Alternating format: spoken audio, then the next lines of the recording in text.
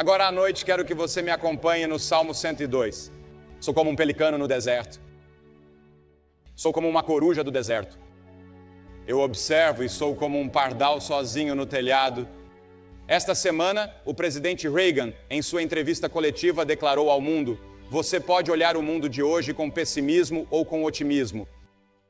Ele disse que eu escolhi o olhar otimista. E hoje quero falar sobre o motivo de eu ser um otimista. E nessa passagem das Escrituras há uma pequena história interessante em torno dela. Em 1954 estávamos na Inglaterra e realizamos uma cruzada que durou 3 meses na Haringey Arena, em Londres, Inglaterra. E minha esposa é uma viciada em livros e adora ir a livrarias antigas, comprar livros antigos e simplesmente folhear livros antigos. E ela tem centenas deles que adquiriu ao longo dos anos, alguns dos grandes clássicos. E nessa ocasião ela viu um senhor idoso lá dentro. Bem, ele não era um homem velho, mas sim um homem de meia idade. E ele estava muito desanimado e com uma aparência muito desanimada e se aproximou dela e disse: você é a senhora Billy Graham? Ele disse: bem, você sabe. Ele disse: estou tão desanimado. Ele disse: meu casamento está acabando. E ele disse: tudo está acontecendo comigo, não sei o que vou fazer. Ela disse: por que não vai à Haringey Arena hoje à noite ouvir o evangelho? Ela lhe deu alguns bilhetes que tinha em sua bolsa e não ouviu mais, ficou imaginando o que havia acontecido com ele e orou por ele. 1 ano depois, estávamos de volta à mesma cidade de Londres, realizando uma cruzada no estádio de Wembley, onde, aliás, choveu todas as noites ao ar livre, exceto na última noite, quando estava claro e gelado. Assim, passamos um tempo agradável na chuva e no frio, mas uma média de 60 mil pessoas comparecia todas as noites, e no último dia, lembro que tínhamos 90 mil pessoas naquele ar frio. Mas enfim, ela foi à mesma livraria. Ela estava olhando ao redor e esse mesmo homem apareceu brilhante e alegre. E Ruth disse: nunca vi tanta felicidade no rosto de alguém. Ele disse: sabe, peguei as passagens. Fui à arena naquela noite. Aceitei Cristo como meu Salvador. Minha esposa aceitou Cristo, disse: agora temos uma família cristã. E ele disse: você conhece o versículo das Escrituras que seu marido citou naquela noite e que me conquistou para o Senhor? Ele disse que era o Salmo 102, pegou uma Bíblia e mostrou a ela. Sou como um pelicano no deserto, sou como uma coruja do deserto. Eu observo e sou um pardal sozinho no telhado. Nunca pensei que esse fosse um versículo evangelístico. Mas foi para ele, porque ele disse que isso descrevia a minha condição, porque ele disse que eu me sentia como um pelicano no deserto. Um pelicano não pertence à natureza selvagem. Seu lugar é em Galveston ou em outro lugar. Sou como uma coruja do deserto. Bem, as corujas não vão muito ao deserto. E ele disse: foi assim que me senti naquela noite. E ele disse que isso mudou minha vida. Agora, o mundo inteiro hoje é como um pelicano, uma coruja ou um pardal. Dickens escreveu sobre a Revolução Francesa em 1775, que ela foi a melhor e a pior das épocas. E é isso que estamos vendo hoje. No século IV a.C., Damocles disse algo contra o rei de Siracusa e ele foi obrigado a sentar-se sob uma espada nua suspensa por um único fio de cabelo. Agora há uma diferença entre um otimista e um pessimista. E ouvi falar de uma de nossas prisões. 2 prisioneiros estavam olhando pela janela de uma cela certa noite e o pessimista viu debaixo das grades, mas o otimista viu as estrelas. Ontem lemos sobre um filho de 31 anos de uma das famílias mais ricas e influentes dos Estados Unidos, você saberia o nome dele se eu o chamasse, que partiu dos Estados Unidos para a Índia com essa determinação. Aqui está o que ele disse, citado na imprensa: eu renuncio ao capitalismo. Eu renuncio ao comunismo. Vim para a Índia para me estabelecer aqui permanentemente e receber a graça do Deus Supremo. E com isso ele assumiu um novo nome. Esquecendo-se do passado, tornando-se um novo nome, esperando que em algum lugar, aos pés de um guru, ele encontre a resposta. Certa noite estávamos saindo da Índia, há cerca de 3 anos, e fomos para o aeroporto de Nova Delhi. Estávamos na parte nordeste da Índia, pregando nas montanhas. E o aeroporto de Delhi estava lotado de estudantes americanos. Eles estavam deitados por toda parte, estudantes universitários. E eu perguntei: quem são essas pessoas? Eles disseram que há 3,747 vindo buscá-los. Eles estiveram aqui estudando aos pés de algum guru e estão voltando desiludidos. Jovens em busca de algo, qualquer coisa, para encontrar paz e felicidade em um mundo que parece ter enlouquecido e enlouquecido. Nada mais parece fazer sentido para alguns de nossos jovens. E então eles leram sobre alguns de seus heróis. Bem, eu me lembro que há 15, 20 anos, as pessoas ficavam absolutamente loucas por Elvis Presley. O julgamento acabou de ser concluído e lemos na imprensa sobre como ele se tornou terrivelmente drogado nos últimos dias e como essas drogas provavelmente contribuíram para a sua morte prematura. E muitas das pessoas que são seus heróis e muitas das pessoas que você acha que estão no topo estão, na verdade, no fundo do poço procurando. Eles não encontram isso em toda essa popularidade. Eles não encontram isso em toda a adulação. Eles não encontram isso em toda a popularidade. Eles não encontram isso no dinheiro. Eles não a encontram em alguma outra filosofia, mas podem encontrá-la em Jesus Cristo, e você também pode. Você pode encontrar a resposta na pessoa de Jesus Cristo. Muitos de vocês aqui nesta noite têm um desejo não satisfeito em sua alma. Um motorista de táxi de Nova York, há cerca de um ano, suponho, me perguntou se havia algo para se alegrar no lugar de onde eu vinha. E eu disse que certamente há muitas coisas pelas quais você pode se animar. E pensei que pelo menos 4 vezes Jesus disse, tenha bom ânimo. A primeira vez que Jesus disse isso foi a um paralítico. Ele disse, filho, tenha bom ânimo. Seus pecados foram perdoados a você. Esse homem estava doente de paralisia, mas Jesus sabia que ele tinha necessidades mais profundas. Jesus disse que nem só de pão viverá o homem. Jesus disse que a vida de um homem não consiste na abundância das coisas que ele possui. Há algo mais profundo em sua vida que você precisa e que o materialismo não pode satisfazer. Dinheiro não satisfaz. O prazer não te satisfaz. E uma das coisas de que você precisa é o perdão dos pecados, porque todos nós pecamos contra Deus. E a palavra pecado significa infrator da lei. Você é um transgressor das leis de Deus, assim como eu. E a Bíblia diz que se você transgrediu em um ponto, você transgrediu todas as leis de Deus. Portanto, violamos todas as leis de Deus e há uma penalidade por violar a lei de Deus, e essa penalidade é a morte, a destruição, o julgamento e o inferno. E todos nós estamos sob sentença, somos como Damocles, sentados sob aquela espada nua, já estamos sendo condenados. Não seremos condenados quando morrermos, agora estamos condenados. Já estamos sendo condenados. E Jesus veio para nos salvar dessa condenação e da penalidade desse pecado. Não se engane, Deus não se deixa escarnecer, pois tudo o que o homem semear, isso também colherá. Você vê, o homem está preso pelo pecado. Estamos em uma armadilha, muito parecida com um rato que foi capturado em uma armadilha. O filme destacado em Houston esta semana é O Primeiro Pecado Mortal. E o primeiro pecado mortal foi cometido por Adão e Eva no Jardim do Éden, quando eles se rebelaram contra Deus e quebraram as leis de Deus. E você e eu herdamos a mesma tendência ao pecado. Foi para Caim e Abel, e Caim matou seu irmão. Ele ficou com ciúmes. Ele ficou cheio de orgulho. E ele matou seu irmão. Ocorreu um assassinato. Bem na saída do Jardim do Éden. E isso ainda está ocorrendo em todo o mundo. E não apenas isso, mas sofremos a morte espiritual e a morte eterna, o que significa que quando seu corpo morre, sua alma, o espírito que vive em seu corpo, vai para a eternidade longe de Deus, perdida. É crucial que se arrependa do pecado e volte-se a Cristo enquanto pode. Estamos presos no pecado. A Bíblia, graças a Deus, garante a você um maravilhoso perdão para todos os pecados.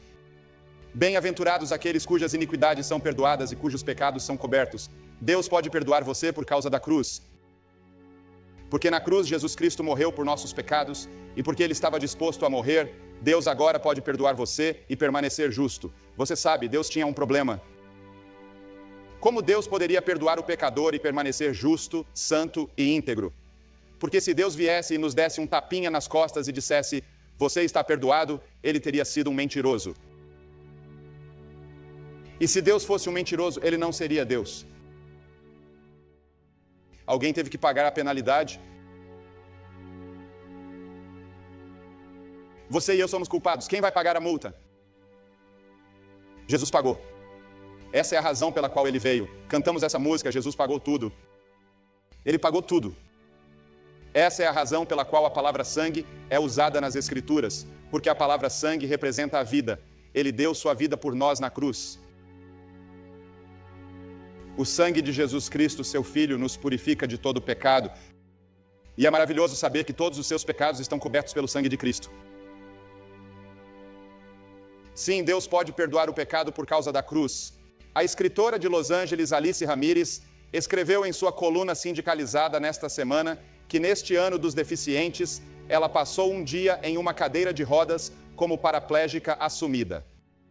Isso lhe deu uma perspectiva totalmente nova do que significa ser deficiente. Você sabe, uma vez passei várias horas com uma venda em volta dos olhos só para ver como seria ser cego. Isso oferece uma nova visão sobre o que é ser deficiente. Mas você vê, Deus em Cristo desceu e se tornou um homem. Ele se tornou deficiente em um corpo de homem. O poderoso Deus do céu entrou no corpo de um homem, por assim dizer. E assim como nós, só que sem pecado, e finalmente morreu na cruz. E quando morreu, tornou-se culpado por nossos pecados. Ele nunca disse uma mentira, nunca cometeu adultério, nunca teve luxúria, nunca teve ciúmes, e no entanto, tornou-se culpado de tudo isso porque tinha os pecados de vocês sobre ele. E quando colocaram os espinhos em suas mãos e a lança em seu lado, e o sangue jorrou, e ele sofreu, e os anjos do céu estavam prontos para vir resgatá-lo, ele disse: não, perdoe-os, eles não sabem o que fazem. E ele está dizendo esta noite: eu o perdoarei se você vier a mim com arrependimento e fé. Em 1 Pedro diz: porque bem sabeis que não foi com coisas corruptíveis como prata e ouro que fostes resgatados, mas com o precioso sangue de Cristo, como um cordeiro imaculado e incontaminado. Não fomos redimidos com prata e ouro, e nem todo o ouro do mundo pode salvar sua alma. Você pode doar todo o seu dinheiro para a caridade. Você pode dar todo o seu dinheiro para a igreja, mas isso não o salvará. Você pode trabalhar o resto de sua vida em boas obras, mas isso não o salvará. Pode filiar-se a todas as igrejas, mas não o salvará. Você deve se arrepender de seus pecados e receber Cristo pela fé. Porque pela graça vocês são salvos, por meio da fé naquilo que não vem de vocês mesmos. É dom de Deus, não de obras, para que ninguém se glorie. Você não pode trabalhar do seu jeito. É graça, e a palavra graça significa favor não merecido, algo que você não merece. Deus o dá a você como um presente, algo que não pode ser comprado, pelo qual você não pode trabalhar. É um presente, e Deus lhe oferece o presente, mas você precisa estender a mão e recebê-lo. A Bíblia ensina que o mal domina o sistema mundial. Os princípios cósmicos satânicos de força, ganância, egoísmo, ambição e prazer parecem estar no controle na maior parte do tempo. E o sistema mundial é muito poderoso. Em geral, ela é exteriormente religiosa, científica, culta e elegante, mas por baixo você está fervilhando de rivalidades, ambições, luxúria, ódio, ganância e ciúmes. Esse é o mundo. E Jesus disse: esse mundo não gostará de você porque você está me seguindo. Ele me odiou, odiará você. E muitas vezes esse mundo de maldade é mantido em um momento de crise apenas pela força armada. Não quero dizer que todos no mundo sejam maus. Estou falando sobre os pecados do mundo, os males do mundo dominado pelo diabo. Mas Jesus enfrentou o mundo com toda a sua maldade. Ele conheceu o demônio. Ele encontrou a carne, que significa o princípio maligno dentro de nós. E ele venceu a morte, que é o último grande inimigo da humanidade. E por meio da cruz somos crucificados para o mundo. Em outras palavras, como Jesus morreu na cruz, o sistema mundial, com todo o seu poder, foi crucificado no que nos diz respeito. Ele não tem mais poder sobre nós. O pecado não mais nos dominará. O pecado não reina mais sobre nós. Podemos falhar no pecado, mas no momento em que o fizermos, seremos convencidos pelo Espírito Santo, nos levantaremos e confessaremos nossos pecados, e Ele é fiel e justo para perdoar nossos pecados e nos purificar de toda injustiça. Mas Cristo desarmou os principados e potestades e fez deles um exemplo público, triunfando sobre eles, diz a Bíblia. Nossa autoridade sobre o mundo é o nome do Senhor Jesus Cristo. eu tenho autoridade, eu tenho poder. O mesmo acontece com você, um crente comum, em relação aos males do mundo. E assim você pode deixar que as tentações apareçam. Deixe que o diabo tente desviar você do caminho. E você tem um poder lá com você. Essa é a razão pela qual tentamos levá-lo às Escrituras e fazer com que você estude a palavra de Deus e memorize as Escrituras. Porque quando Jesus encontrou o diabo, ele não discutiu com o diabo, ele não debateu com o demônio. Ele citou as Escrituras, ele disse que isso está escrito 3 vezes e 3 vezes o diabo foi derrotado. O tentador virá. Mas você tem um poder na palavra de Deus e tem um poder no Espírito Santo que vive dentro de você para ajudá-lo. À medida que você enfrenta as tentações, os problemas e as provações deste mundo. Sim, sou otimista. Acredito que posso vencer o mundo por causa de Cristo. Não tenho medo de todos os pecados, males, luxúrias e tentações ao meu redor. Posso andar em linha reta em meio a este mundo. Isso não significa que eu saia do mundo. Tenho que viver todos os dias no mundo e essas tentações estão lá. Mas eu tenho o poder de dizer não. Então você tem o poder de dizer não. O mesmo poder que está disponível para todos nós em Jesus Cristo. E por fim, a volta de Cristo. Ele disse, tenha bom ânimo, não se perturbe. Se crê em Deus, creia em mim também. Na casa de meu pai há muitas mansões. Se não fosse assim, eu teria dito a você, eu vou preparar um lugar para vocês, e se eu for e preparar um lugar para vocês, voltarei e os receberei para mim mesmo, para que onde eu estiver, vocês também estejam. Sim, Jesus Cristo está voltando novamente. Ele vai estabelecer seu reino. E ele reinará para todo o sempre, e o reino de Deus triunfará. Nenhuma ideologia existente hoje será duradoura. Somente Cristo durará, como Rei dos Reis e Senhor dos Senhores, e voltará em fogo ardente, tomando vingança daqueles que não conhecem a Deus e não obedecem ao Evangelho de nosso Senhor Jesus Cristo. Eles serão punidos com destruição eterna. Mas quando ele vier, será glorificado nos seus santos e admirado em todos os que crerem, porque o nosso testemunho entre vocês foi acreditado. Naquele dia você descobrirá que... Uma pequena frase usada em todos os lugares, naquele dia, nos últimos dias ou no dia, ele é usado até o fim. Esse é o dia de seu retorno. Durmo todas as noites esperando a vinda de Cristo. Não, este mundo não vai explodir em uma grande guerra atômica. A raça humana não será totalmente destruída. Deus tem outros planos. Ele tem um plano para que Cristo esteja no trono e governe. Cristo vai governar e o mal será destruído. O diabo será lançado no inferno e os demônios serão lançados no inferno. Haverá alegria universal. Haverá paz universal. Haverá justiça universal.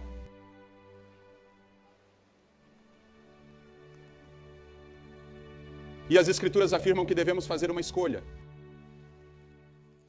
Josué disse, escolha hoje a quem você vai servir. Elias disse, por que você está entre 2 opiniões? Jesus disse que ninguém pode servir a 2 senhores. Jesus disse, entrem pela porta estreita, pois larga é a porta, e espaçoso é o caminho que leva à perdição. E muitos são os que entram por ela, porque reta é a porta, e apertado é o caminho que leva à vida, e poucos são os que o encontram. Ele disse no 7º capítulo de Mateus que há 2 portões. Ele disse que há 2 árvores. Ele comparou a vida a uma árvore. Um produz bons frutos e o outro frutos ruins.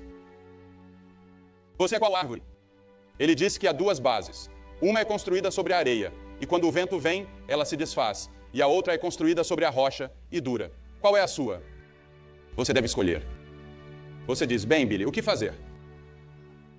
Primeiro, arrependa-se do pecado. Arrependimento indica disposição para mudar sua maneira de viver. Você diz, ó Deus, eu sou um pecador. Você está bem?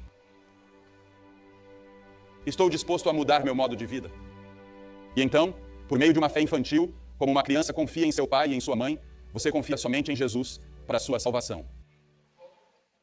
E então você está disposto a segui-lo e servi-lo, custe o que custar. Se você tem dúvidas de que conhece a Cristo esta noite, vou pedir que faça algo que já vimos centenas e milhares de pessoas fazerem esta semana. Vou pedir a vocês que se levantem de seus assentos agora mesmo, centenas de vocês, e venham a este campo e digam esta noite, quero saber que tenho a vida eterna. Quero saber que meus pecados estão perdoados. Quero que Cristo tenha tudo de mim esta noite e estou pronto para pagar qualquer preço que Ele exigir de mim. Se estiver com amigos ou parentes, eles te esperarão. E por que peço que venha? Pois Jesus, no Novo Testamento, chamou a todos publicamente. Ele disse: se não me reconhecer diante dos homens, não o reconhecerei diante de meu Pai Celestial. Ele morreu na cruz publicamente por você. As pessoas zombavam e riam dele.